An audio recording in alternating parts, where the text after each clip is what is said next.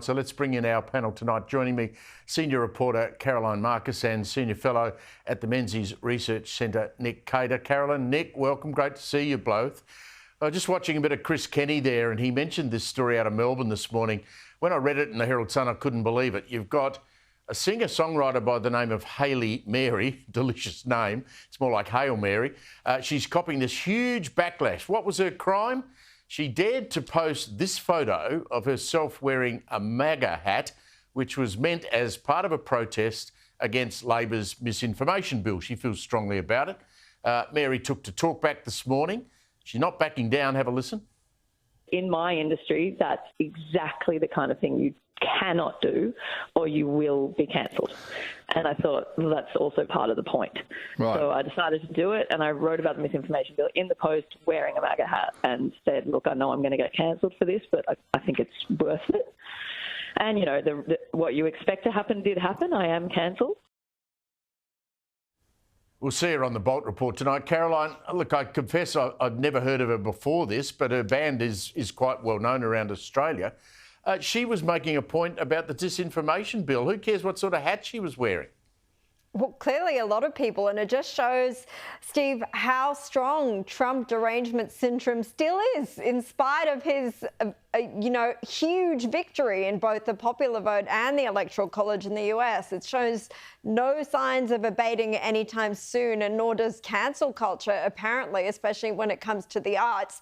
Look, you've got to applaud her moral courage, because she operates in an industry that is absolutely captured by this sort of progressive, far-left politics, that they can't even listen or read the words she's saying about this misinformation bill. And she made some really good points about how it was being rushed through Parliament while everyone was too busy watching what was happening in the US with the election, and her fears about what it might mean for people's free speech, no matter what side of the political aisle you're on, depending on who the government of the day is. If that information is considered not favourable to whatever narrative they have, then it could be dismissed as misinformation, and people could face serious penalties and prosecution for that. So she made some really decent points. She made them in an industry where she was bound to get cancelled. And the sad part was it wasn't only her own industry, her people she'd worked with,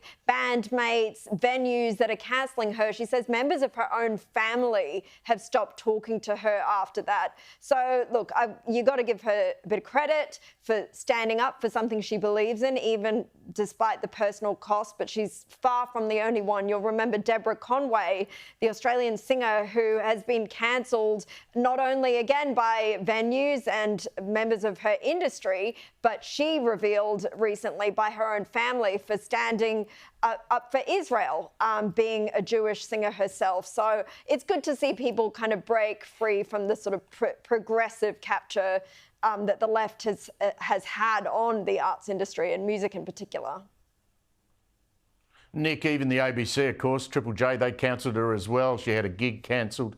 But on her point about this disinformation bill, what's your view on this legislation and how dangerous this could be if it gets through the Senate? Oh, it's extraordinary dangerous legislation, Steve. I mean, who decides what is misinformation? That is the key question.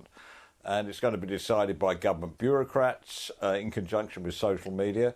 That doesn't sound like a good idea to me. I think Hayley Mary is onto something. I think she's got to remember it's a big market out there, right? I was in Broken Hill on the day the election results came in. I didn't meet a single person who wasn't delighted with the results and would, think well towards somebody wearing a MAGA hat. And if you look at the national polls, well over 50% of people either are in favour of Trump or really don't care that much. So I think she's just mixing with the wrong people. I'd urge her to get out of Melbourne. I think that'll be my suggestion. That's not a bad suggestion. Caroline, I mean, the thing about this disinformation bill, it's going to give huge power to ACMA, the Australian Communications and Media Authority. I mean, I've had a bit to do with them over the years, people complaining about me, and ACMA sort of investigate you. But they were before the Senate Estimates Committee this week, and they were asked questions by Senator Hanson-Young, of all people. But she was making a point that Kyle and Jackie O on FM radio are just publishing, material that is basically pornographic. And ACMA said, well, there's nothing we can do about it unless there's a complaint made to the station. So imagine having ACMA in charge of what we can and can't say on air.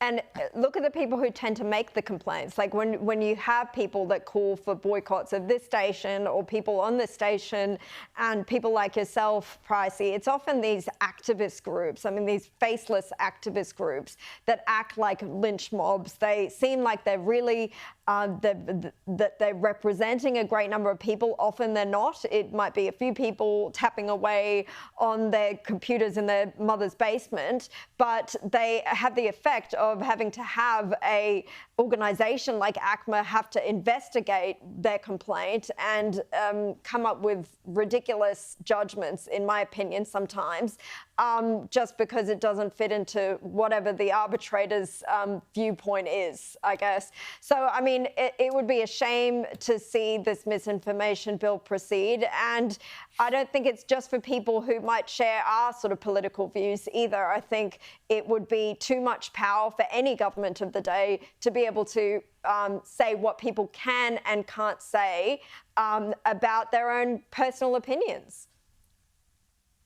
Let's hope it gets knocked on the head. Let's talk about tobacco. I mean, you know, I don't smoke. I used to a long time ago. I'm pleased I don't anymore because it's bad for your health. But the government's getting itself into this big hole around tobacco and illegal chop tobacco. And in Melbourne, at least, a tobacco shop is burned to the ground every night. But we're not now happy with just cancerous pictures of people with rotten teeth on the packet of a cigarette. They're now moving to be forcing the cigarette producers to print messages on the actual cigarettes, Nick, each individual cigarette on the cigarette butt that tells you whether it's healthy or not. All that's going to do is give the illegal tobacco industry, where these things are smuggled into the country, a huge boost. Cigarettes are pretty small things, right, Steve? I mean, what are they going to do this in 6-point or something? You're going to need to have a magnifying glass to read what's on it. Look, it's ridiculous. We've definitely we've reached the law of diminishing returns when it comes to cigarettes. There's no doubt about it. You know, it's $40 a packet now, but people are still smoking them, and many of the people that are smoking them, and as I personally know for experience, are people with mental illness or other conditions where they self-medicate. So it's punishing the most vulnerable right now. It's not driving smoking down. The people that are still smoking are the people that have the hardest job getting off them. We need to look for other means, but I'm certain this is going to do absolutely nothing to reduce the rate of smoking, which is pretty small in Australia compared to the rest of the world. If we're serious about this, if we just think smoking is so terrible, let's make the whole thing illegal and send the police out to arrest anybody with a packet. Yeah, I just come back from Greece. It was quite refreshing to sit in a taverna with someone 2 tables away smoking. It didn't worry me at all. And the Greeks seem to smoke whenever they like. Let's talk about Tanya Plibersek and this nature positive plan. Looks like it's in trouble. Negotiations are stalled. The government running out of time before the next election. That would be great news. I mean, she just does not seem to have a handle on the balance between making environmental decisions, Caroline, and making decisions that are good for the environment. She does not seem to get it, to me. Well, she certainly didn't get it in terms of the Blaney mine, that's for sure. And I think there's, you know, almost universal uproar about that. But look, this was supposed to be Australia's green watchdog, but it appears to have died before it's given its first bark, Pricey. And that's not a bad thing, as you point out. It was probably the key environmental policy that the government took to the election, the key promise. So it looks like yet another broken promise from the Albanese government. But in this case, maybe not such a bad thing at all, because this would have been a watchdog that looked at enforcing radical environmental laws, progressive environmental laws, and who knows what impact that would have had on industry and resources. I love, Nick, how Anthony Albanese, when he was doling out cabinet positions, he gave one of his colleagues who wanted his job, Bill Shorten, the NDIS, and he gave Tanya Plibersek, the other person who wants his job, the environment, so that they were both so busy trying to fix up messes, they didn't have time to plot behind his back to get his job.